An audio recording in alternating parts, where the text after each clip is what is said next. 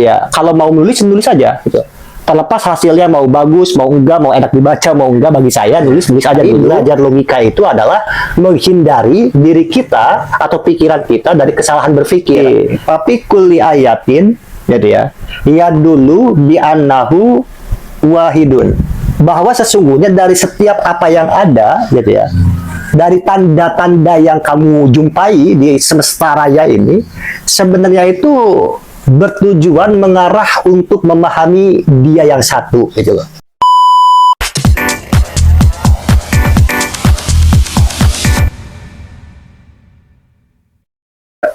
Assalamualaikum warahmatullahi wabarakatuh. Selamat datang di Dikes Divan Podcast.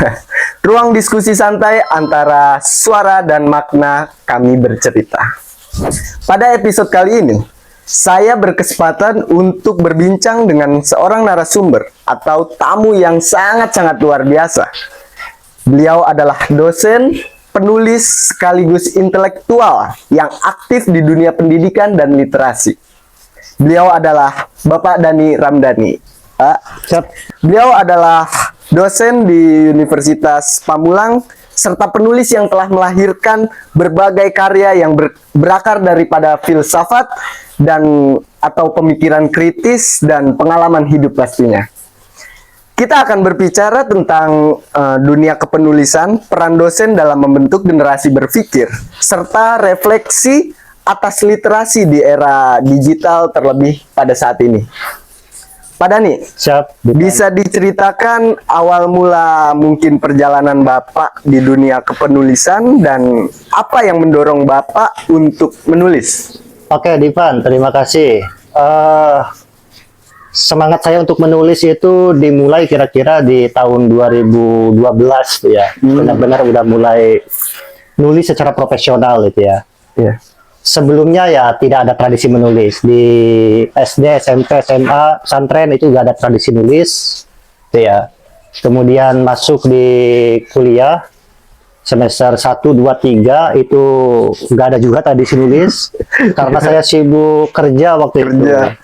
Jadi saya dulu tuh untuk bisa memenuhi kebutuhan hidup saya sembari kuliah itu saya jadi kuli bangunan, gitu ya. Jadi 4 hari kuliah, kemudian 3 hari saya kerja kuli bangunan di Grogol, di Rawamangun gitu ya, di Season City itu dulu tuh. Nah kemudian memang kok capek ya gitu ya, kuliah sambil kerja tuh capek gitu ya.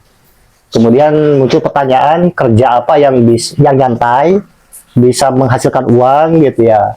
Kemudian juga tidak mengganggu perkuliahan. Ya ternyata pada waktu itu solusinya adalah menulis gitu ya. Saya baru tahu waktu itu ya ada lah gitu ya.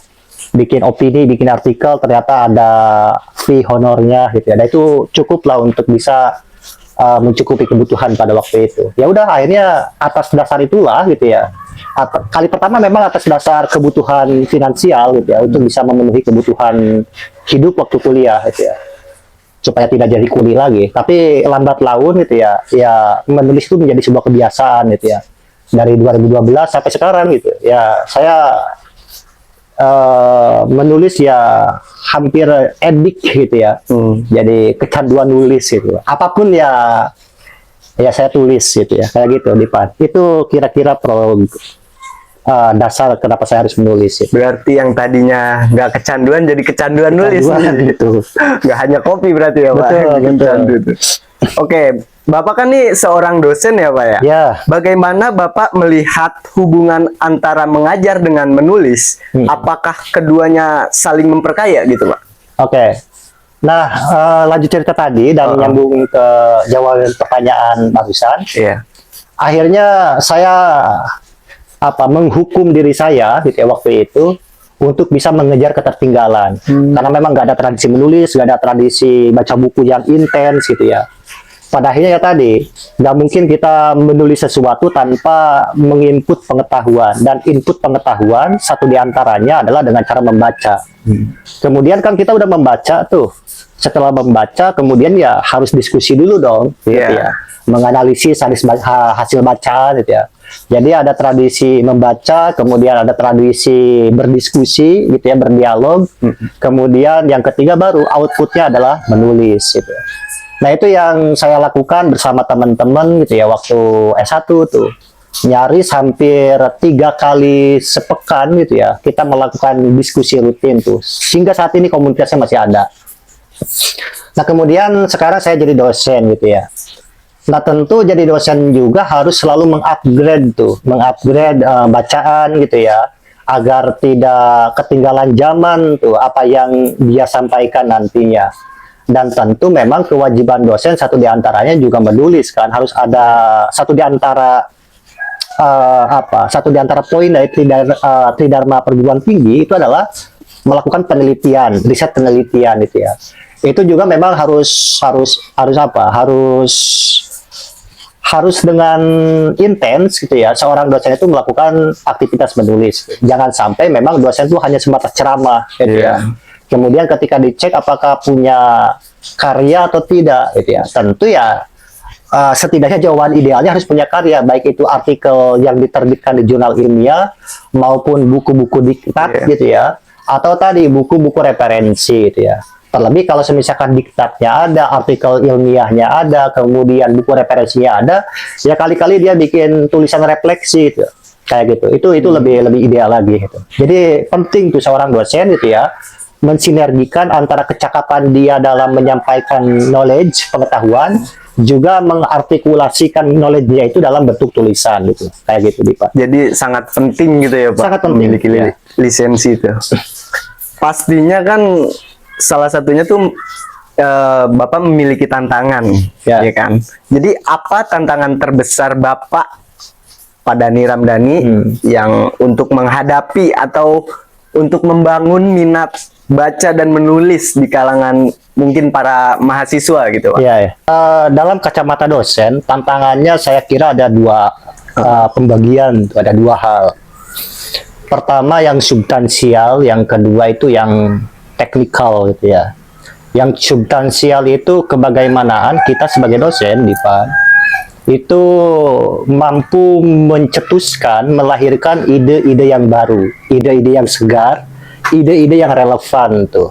Yang tentu ide-ide tersebut nanti dimanifestasikan dalam sebuah tulisan yang layak untuk dibaca oleh halayak umum gitu ya. Jadi memang harus target pasarnya jelas tuh. Jangan sampai menulis sesuatu hal yang orang juga malas untuk bacanya kan. Artinya memikirkan ide itu merupakan tantangan tersendiri itu bagi kita-kita dia.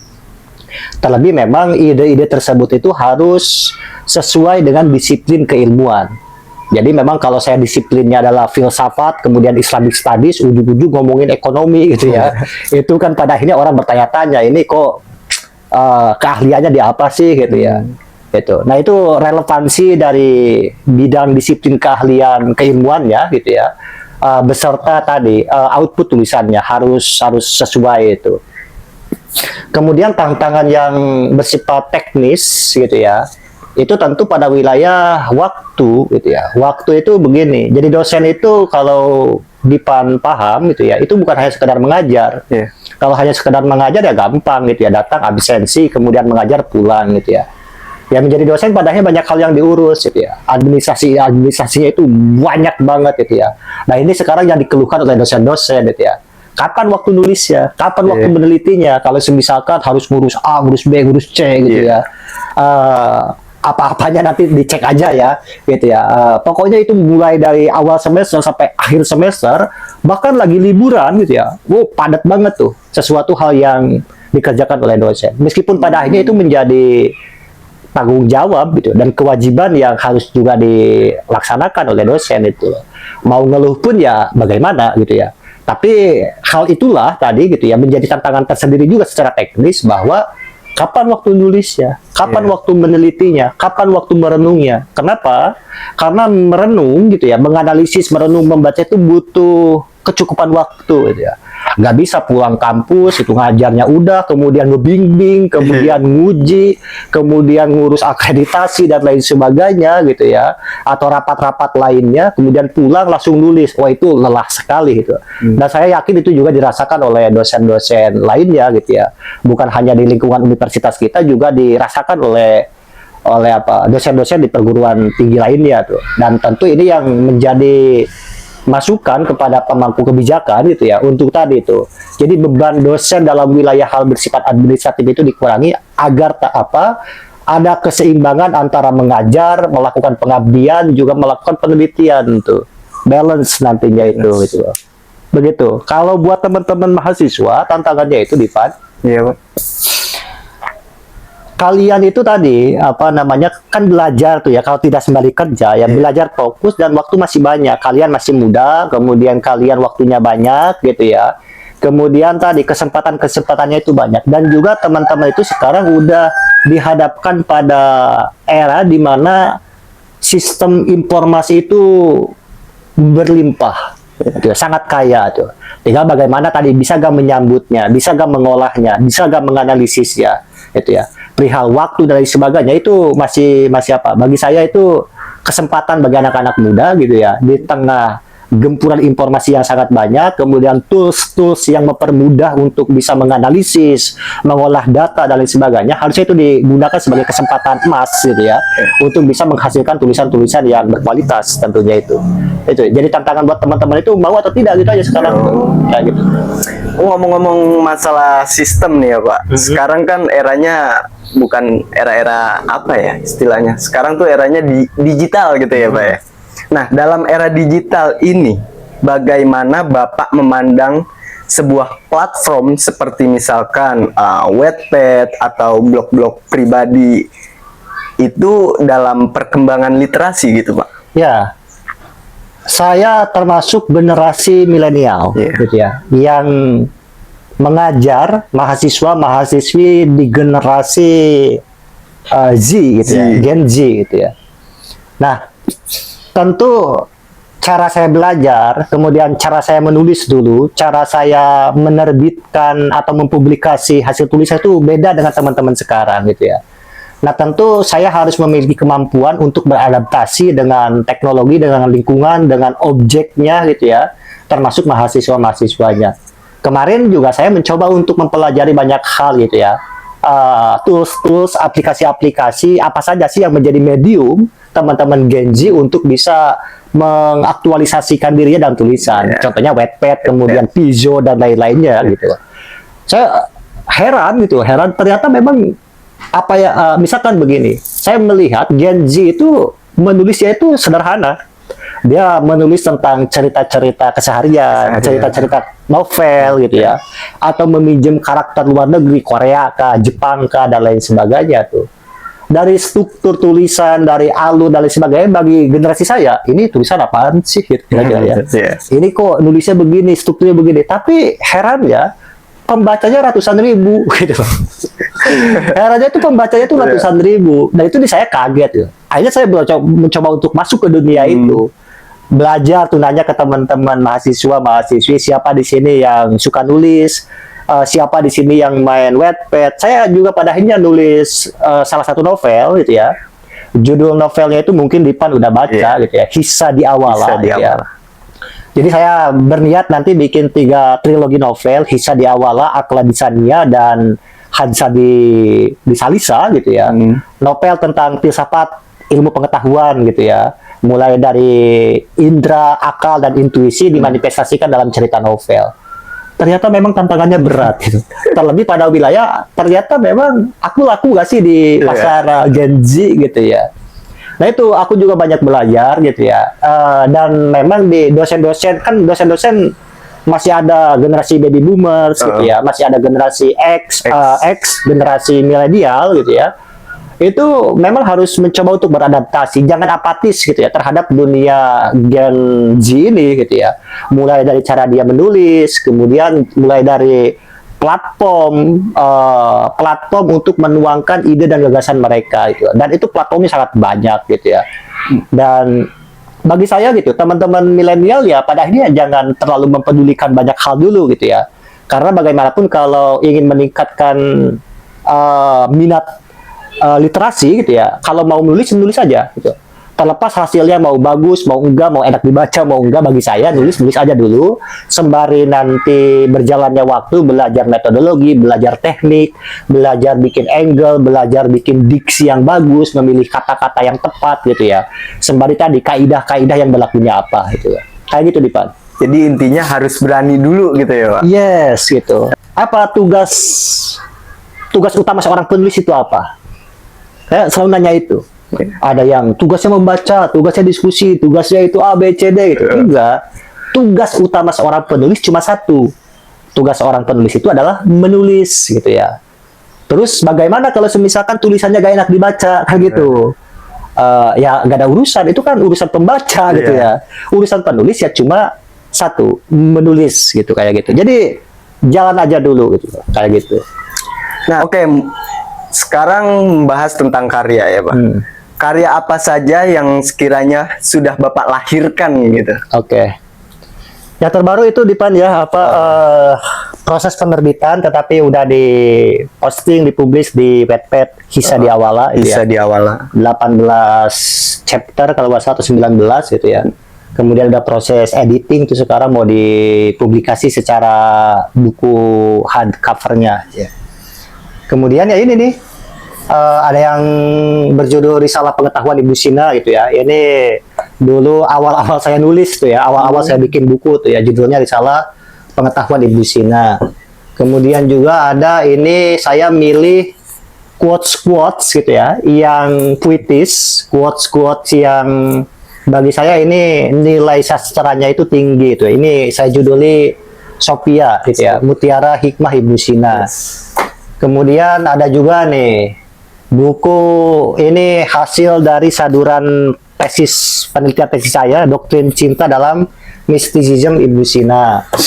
Kemudian juga ada ini buku nih, pasti Dipan belajar selama 1 semester kan. Judul bukunya Filsafat Ilmu, Panduan untuk Pemula gitu ya. Ini buku ajaib, waktu itu saya tulis di tahun 2020, terbit 2021 atau 2022 gitu ya. Itu ya apa benar-benar yang ada di pikiran saya gitu ya. Kemudian cari validasi melalui literasinya. Referensinya ada gak sih gitu kira-kira ya. Tetapi itu memang bersumber dari apa yang saya pikirkan gitu ya. Dijadiin kebutuhan 14 pertemuan dan jadilah buku Filsafat Ilmu ini. Nah, kemudian ada karya-karya terjemahan saya gitu ya. Ada Risalah Burung Ibu Sina. Kemudian juga ada Berasyik Masyuk dengan Tuhan. Kemudian juga ada Thanatophobia, Ketakutan Berlebih atas Kematian. Kemudian juga ada terjemahan Mi'raj Nama, Kisah Alegoris Nabi Muhammad Mendaki Langit. Mendaki gunung, mendaki langit ya. Kemudian juga ada Hai bin Yakjan, ini karya alegoris Ibu Sina, saya terjemahkan juga. Kemudian juga ada Ilmu Laduni gitu ya. Dan yang terakhir ini ada Kitabun Najah. Ini tebalnya hampir 600 halaman gitu ya. Nah Dipan, selain daripada buku ini gitu ya, selain daripada Al-Najah, Kitab Filsafat Logika, Fisika dan Metafisika, semua buku-buku yang saya sebutkan tadi di sini itu bisa diakses secara gratis. Jadi udah saya hibahkan. Jadi saya sudah tidak lagi memandang kapital gitu ya. Silakan di-download itu, cari aja keywordnya di ResearchGate gitu ya. Saya publish, kemudian bisa di-download secara gratis. Tapi untuk Kitabun Najah itu masih banyak gitu ya. Masih numpuk, masih belum balik modal. Belum balik modal ya. Tapi sedikit lagi balik modal. Tapi orientasi saya juga di sini, saya ingin gitu ya, karya ini saya publikasi secara manual, buku manualnya ada gitu ya. Kemudian orientasinya bukan orientasi profit dulu gitu ya. Modalnya insya Allah gede gitu ya. Ya cukup besar lah waktu itu. Kemudian saya melakukan aktivitas permodalan gitu ya. Untungnya ada orang baik yang mau meminjamkan uang kepada saya gitu ya. Kemudian ya tadi orientasi saya bukan untuk mengambil profit, yang penting waktu itu akad gitu ya, akad dan komitmen saya kepada istri saya itu yang penting balik modal dulu gitu ya. Selebihnya ya terserah lah ya, kita punya tabungan buku An-Najah ini gitu ya. Jadi gitu Dipan ya. Jadi saya hibahkan gitu ya buku-buku saya dan terjemahan hasil karya saya itu. Kebanyakan karya Ibu Sina untuk di-download secara gratis, kecuali buku An-Najah. Ya. Jadi teman-teman kalau ada yang mau buku An-Najah gitu ya, silakan hubungi Dipan. Jadi reseller gitu ya. Buat teman-teman yang penasaran mungkin ya buku-buku beliau Ibnu Sina, nanti saya cantumin di deskripsi, kalian bisa download kecuali yang kitab Al-Najat. Jangan lupa beli. Bisa kontak saya. Ngomong-ngomong perihal karya Bapak yang masih anget nih ya Pak, kitab Al-Najat. Di sini tertera filsafat logika, fisika, dan metafisika. Ya. Kita mungkin masuk ke filsafat logika dulu ya Pak. Dalam bagian logika, kitab Al-Najat, Ibnu Sina membahas cara berpikir yang benar, betul? Bagaimana menurut Bapak mengenai prinsip-prinsip logika yang diajarkan oleh Ibnu Sina dapat diterapkan dalam kehidupan akademik dan kehidupan sehari-hari kita sekarang ini? Oke. Ibnu Sina itu bagi saya satu filosof, seorang filosof yang nggak sombong, walaupun levelannya itu udah levelan tinggi ya. Jauh. Jadi memang kitab-kitab sastranya juga atau karya-karya sastranya juga banyak dan bisa dibaca dan itu memiliki kedalaman makna itu ya. Tapi karena memang watak Ibnu Sina itu tadi ya tidak sombong dan memahami audiens. Oke, aku udah di levelan atas, tapi tetap kalau udah ngomong sama umat, mah tetap harus dari bawah gitu ya, secara bertahap. Maka karakteristik dari buku filsafatnya Ibnu Sina pasti gitu ya, itu hierarkisnya ngomongin logika, ngomongin fisika, ngomongin metafisika tuh. Bahkan ke atasnya itu ngomongin wilayah tasawuf gitu ya, hikmah muta'aliyahnya. Nah, pertama logika, Ibnu Sina tuh ingin bilang sederhana bahwa inti dari pikiran atau inti dari kehidupan kita nih ya, bahwa setiap kehidupan itu harus diputuskan secara rasional, gitu ya. Dan bagaimana caranya kita mengambil keputusan yang benar, kan gitu. Dipan ingin melakukan A, kan itu udah memutuskan tuh. Tapi sebelum memilih A, bagaimana tuh si A ini benar atau salah? Dan belajar logikanya Ibnu Sina itu mengarah ke sana secara praktis supaya setiap putusan-putusan kehidupan kita, baik itu keputusan yang bersifat verbal gitu ya, maupun keputusan-keputusan yang bersifat praktis tindakan, itu didasarkan atas argumentasi-argumentasi atau proposisi-proposisi yang kuat dan benar gitu ya. Jadi dari sekian banyak kaidah-kaidah berpikir gitu ya, di sini kan tebal banget ngomongin logikanya itu ya. Kesimpulannya cuma sederhana gitu ya. Bagaimana setiap pernyataan, setiap tindakan kita harus didasarkan atas pondasi-pondasi yang kuat supaya apa? Supaya tidak salah memilih, supaya tidak salah menyimpulkan, gitu ya. Itu maksud dari belajar logika itu adalah menghindari diri kita atau pikiran kita dari kesalahan berpikir. Kesalahan berpikir itu artinya salah memutuskan atau salah menyimpulkan gitu loh, kayak gitu. Misalkan Dipan ujung-ujung milih temen siapa namamu? Ilham gitu ya. Kan keputusan rasional atau keputusan nggak sengaja? Iya. Ujung-ujung berteman aja. Tapi bagi Ibnu Sina enggak. Ilham tuh harus diidentifikasi dulu tuh ya. Variabel A, variabel B, variabel B. Sehingga pada akhirnya kamu tuh berkesimpulan, oh ternyata saya memilih Ilham menjadi teman saya itu merupakan keputusan yang benar, gitu ya. Bukan keputusan yang tahu gitu mah gue gak berteman sama Ilham gitu kira-kira. Jadi diulik dulu gitu diulik ya, dulu. Jadi termasuk pilihan untuk menikah, pilihan untuk bekerja, pilihan untuk sekolah, pilihan untuk apapun itu gitu ya. Karena base-nya adalah base pikiran, setiap tindakan kita, setiap kehidupan kita harus didasarkan atas perintah akal budi gitu ya. Maka tadi bisa gak kita menyimpulkan sesuatu itu dengan rasional? Artinya tidak salah menyimpulkan. Itu belajar logika itu. Itu ilmu logika. Ya. Kita sekarang membahas mengenai fisika, ya kan? Dengan konsep gerak dan sifat benda, sejauh mana gagasan Ibnu Sina tentang fisika ini masih relevan atau bahkan dapat dijadikan jembatan untuk memahami teori-teori ilmiah, terlebih sekarang. Oke. Teori mungkin modern ya Pak ya. Pembahasan tentang fisika dalam skema filsafatnya Ibnu Sina itu batu loncatan, Divan. Batu loncatan itu sebenarnya begini. Aku ingin ngebahas ini, tetapi nggak ujung-ujung ke sini, gitu ya. Kalau main biliar itu saya ingin masukin bola 8 misalkan ya, nggak ujung-ujung bisa 8. Kita harus ada bola 7, bola 6 gitu ya, yang harus kita masukin dulu tuh. Tapi ujung-ujungnya si bola putih itu harus mengarah ke bola 8 tuh. Jadi fisika itu ya, meskipun masih dalam kerangka fisika Aristotelian gitu ya, kerangka fisika klasik, jangan berpikiran fisikanya Newton atau Einstein gitu ya, atau fisika kontemporer saat ini, enggak.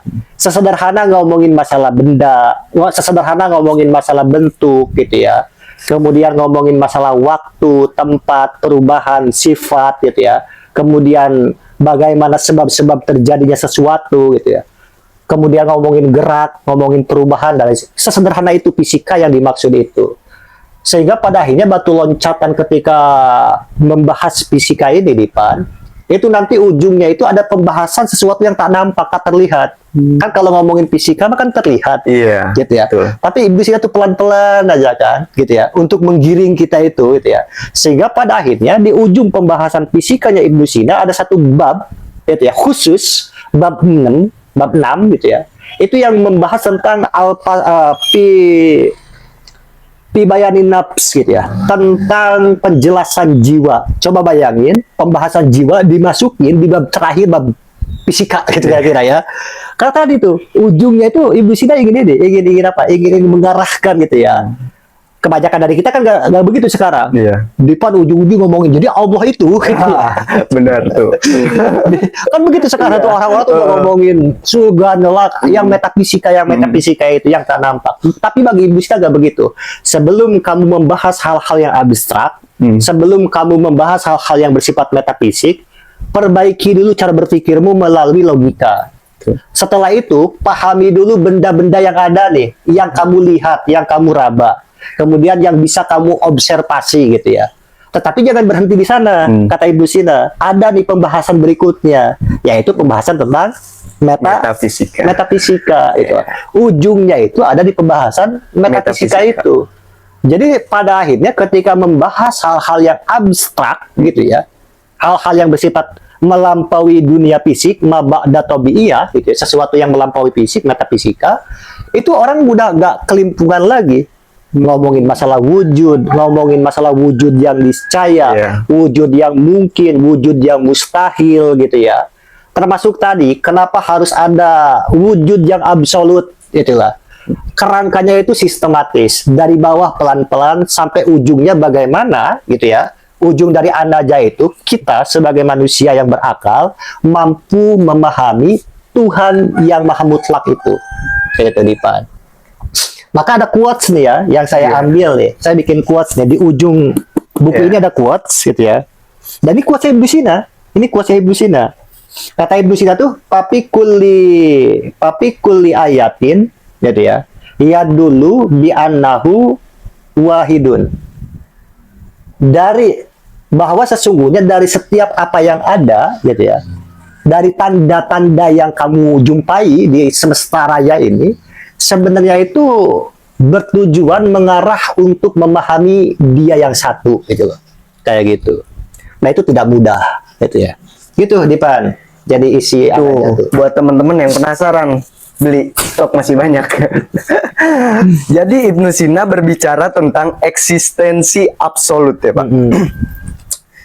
Kita nih kan selaku mahasiswa atau bagi pembaca modern, bagaimana Bapak menjelaskan konsep ini supaya lebih dipahami lagi, terutama mungkin yang belum familiar dengan filsafat klasik mungkin, Pak.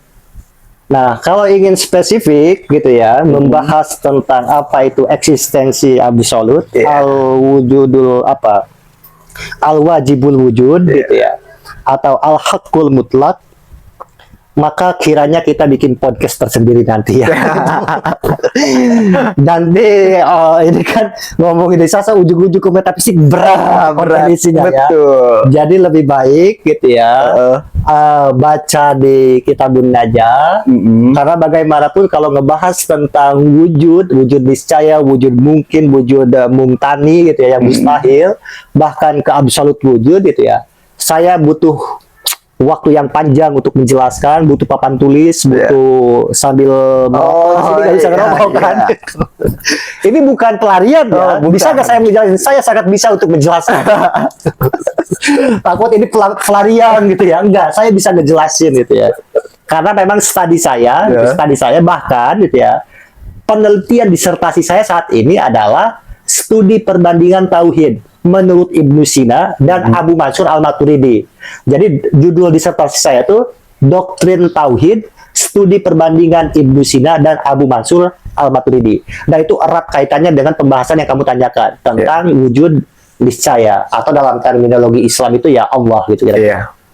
Gitu nih Pak ya. Bisa saya ngejelasin? Selanjutnya nih Pak ya, mungkin ngomong-ngomong proyek Bapak ke depannya, apa rencana terbarunya yang sedang Bapak kerjakan gitu? Oke. Yang sedang running gitu, yang sedang running itu kalau dalam penelitian, saya sedang fokus sekarang meneliti bagaimana membumikan sesuatu yang melangit, gitu ya, yang dikatakan oleh Ibu Sina. Karena saya fans beratnya Ibu Sina. Bagaimana nih Ibu Sina kan ngomong yang langit, nah saya ingin membumikan tuh. Makanya salah satunya itu nih di karya ini saya nerjemahin Thanatophobia, gitu ya. Nah Thanatophobia itu adalah seni mengelola ketakutan berlebih atas kematian. Itu kan deskriptif gitu ya. Jadi memang tadi konseptual. Nah saya sekarang lagi bikin penelitian gitu ya. Bagaimana relasi apapun ya, kayak relasi sosial, kemudian tingkat religiusitas seseorang gitu ya, apakah berdampak memberikan pengaruh secara signifikan gak terhadap ketakutan atas kematian. Nah saya sedang meneliti itu bersama Prof. Amsal Bahtiar gitu ya. Kamu juga udah ngisi kuesioner ya? Udah. Objek penelitiannya teman-teman mahasiswa di Sasindo gitu ya. Kuesionernya udah disebar. Kemudian responden yang udah masuk sampai detik ini itu di angka 105 responden gitu ya. Nah saya ingin mengangkakan data-data gitu ya. Itu yang pertama. Nah karya yang kedua Dipan itu ada buku, proyeksi buku gitu ya. Sudah dapat sekitar 100 halaman. Judulnya itu Kamus Istilah Filsafat Ibnu Sina, spesifik tuh ya. Jadi saya sebenarnya ingin bikin kamus istilah teknis filsafat Islam, tetapi ya dipikir-pikir lagi, udahlah spesifik aja gitu ya, istilah-istilah yang dimunculkan, yang dikeluarkan atau yang terdapat di dalam kitab-kitabnya Ibnu Sina itu. Kemudian yang berikutnya gitu ya, tentu saya lagi penelitian disertasi ya, disertasi ya tadi ya saya sebutkan tuh doktrin tauhid gitu ya. Studi perbandingan Ibnu Sina dengan Abu Mansur Al-Maturidi. Dua tokoh besar, yang satu tokoh filsafat peripatetik gitu ya. Yang kedua tokoh teologi ahli kalam, teologi Sunni gitu ya. Jadi Sunni itu nanti ada dua, ada Abu Mansur Abu Hasan Al-Asy'ari gitu ya. Kemudian yang kedua Abu Mansur Al-Maturidi. Nah, saya ngambil Abu Mansur Al-Maturidi gitu ya. Itu. Jadi saya bandingkan tuh dua kacamata berbeda, disiplinnya beda, ya disiplin filsafat dengan disiplin teologi ilmu kalam gitu ya. Nah itu penelitian disertasi saya. Gitu. Tinggal finishing gitu ya, udah garis besarnya udah beres, literaturnya udah dikumpulin, udah beres semuanya, tinggal ngedisplay hasil temuannya aja. Gitu. Itu palingan Dipan yang sedang jadi proyeksi saya ke depannya. Selebihnya ya tulisan-tulisan project lah. Quotes-quotes ya. Oh iya, quotes saya masih sering kan tengah malam bikin quotes gitu ya. Itu mah tergantung inspirasi, tergantung ide, tergantung mood perasaan gitu ya. Gitu Dipan. Mungkin pertanyaan terakhir ya Pak. Kita masuk pesan-kesan untuk mahasiswa palingnya. Apalagi di generasi muda kan banyak mungkin yang ingin menulis. Apa nasihat Bapak untuk kita gitu selaku mahasiswa? Teman-teman itu sekarang masih pada muda gitu ya. Masih banyak waktu, masih banyak kesempatan. Maka itu gunakan waktu itu secara baik dan efektif gitu ya. Untuk kalau yang belum bisa menulis ya untuk belajar menulis gitu ya. Kalau yang udah bisa menulis untuk lebih produktif dalam menghasilkan karya tulis gitu ya. Terlebih gitu ya, bahwa menulis itu merupakan representasi dari kesistematisasian gitu ya, cara kita berpikir. Jadi kalau kita ingin menguji apakah cara berpikir kita itu benar atau salah, ya tentu dari omongan tuh. Jadi kan ucapan kita merupakan representasi dari pikiran kita. Kemudian ada orang yang jago ngomong kan, oh udah bagus nih ngomongnya. Kemudian juga memang orang ini konsisten nih kalau ngomong gitu ya. Kemudian juga koheren omongannya itu, nggak lompat-lompat gitu ya. Kemudian nggak gampang menjustifikasi. Cuma kadang orang hanya bisa ngomong tapi nggak bisa nulis. Ada tuh banyak orang seperti itu. Atau kebalikannya, orang pandai menulis tetapi ketika presentasi nggak bisa gitu ya. Nah, maka 3 komponen ini harus kita latih secara beriringan tuh. Kecakapan kita dalam berpikir, kecakapan kita dalam berbicara, khususnya berbicara dalam cakupan umum gitu ya, public space, public speaking gitu ya.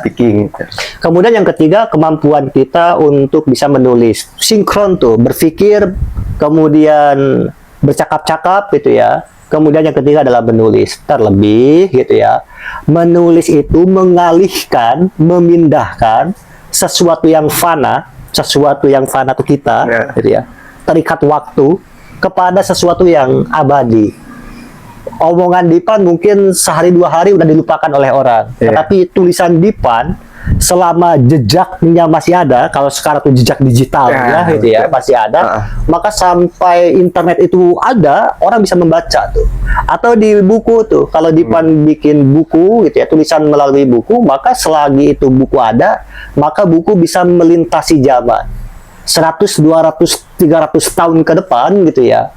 Mungkin ya Dipan bakal dibaca oleh anak cucu kita, oleh generasi berikutnya. Tak terkecuali di Ibnu Sina. Ibnu Sina itu nulis di abad ke-9-10 Hijriah, Masehi itu ya. Berarti hampir berapa? 1000 tahun lebih itu ya. 1000 tahun lebih bisa kita baca itu. Coba bayangkan kalau Ibnu Sina gak nulis, mungkin nggak sampai ke kita itu. Gitu ya. Jadi menulis artinya memindahkan sesuatu yang fana kepada sesuatu yang abadi. Begitulah kata Fram gitu ya. Gitu. Jadi awali menulis gitu ya. Awali menulis. Gitu. Teman-teman, terima kasih, sangat terima kasih yang banyak kepada Bapak Dhani Ramdhani, mungkin atas waktunya, atas cerita baik dari pengalaman dan pemikiran yang sangat-sangat bermanfaat bagi kita selaku mahasiswa. Semoga percakapan kita pada episode ini ya Pak, menjadi ruang refleksi ke depannya. Tidak hanya bagi saya selaku host, tapi bagi teman-teman semua yang ada di rumah, baik itu yang nonton video ini. Oke, dan terima kasih untuk teman-teman yang sudah mau mendengarkan. Jangan lupa kalian dukung terus Bapak Dhani Ramdhani melalui buku-bukunya ya. Ada di deskripsi, nanti saya cantumin ya. Terima kasih. Wabillahi taufiq wal hidayah. Wassalamualaikum warahmatullahi wabarakatuh. Mantap, Iwan.